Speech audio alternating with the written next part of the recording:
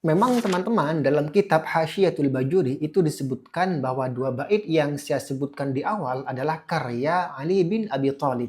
Hanya saja kitab Hasyiatul Bajuri sendiri tidak mencantumkan kutipan atau rujukannya dari mana, termasuk riwayatnya seperti apa. Jadi sampai di sini kita harus bisa menempatkan Hasyiatul Bajuri itu sebagai kitab fikih, bukan kitab sastra. Makanya fungsi ataupun dua bait yang disebutkan di situ adalah bagian dari sisipan belaka, bukan pada konteks pengkajian secara linguistik ataupun secara susastra.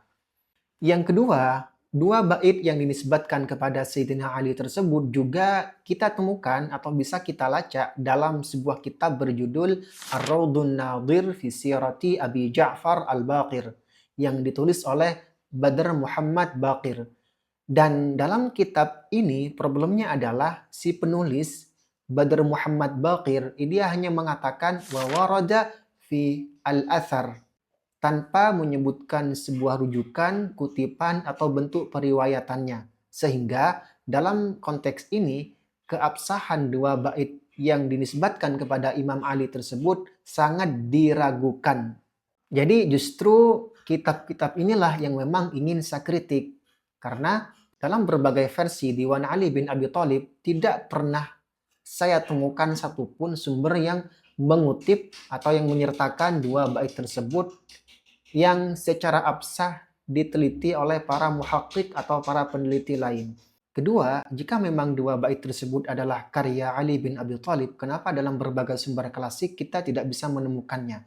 Kenapa justru malah kita menemukan dalam karya-karya kontemporer yang secara periwayatan itu tidak bisa dibuktikan secara pasti.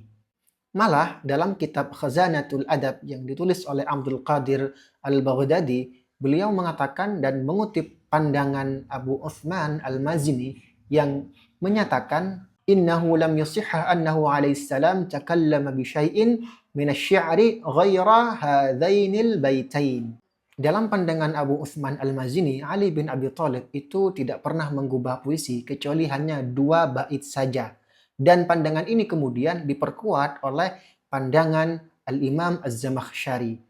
Meskipun barangkali kalau kita mengambil pandangan secara ekstrim seperti ini, kita mungkin tidak akan pernah menemukan warisan intelektual dan kebijaksanaan serta keindahan bait-bait puisi Sayyidina Ali itu sendiri. Jadi poin utama saya adalah bahwa sebuah bait puisi, apalagi yang dihubungkan, yang dinisbatkan kepada seorang tokoh ternama, katakanlah seperti sahabat dan seterusnya, kita perlu memperhatikan aspek periwayatan sebagai ujung tombak dari tradisi lisan bangsa Arab itu sendiri.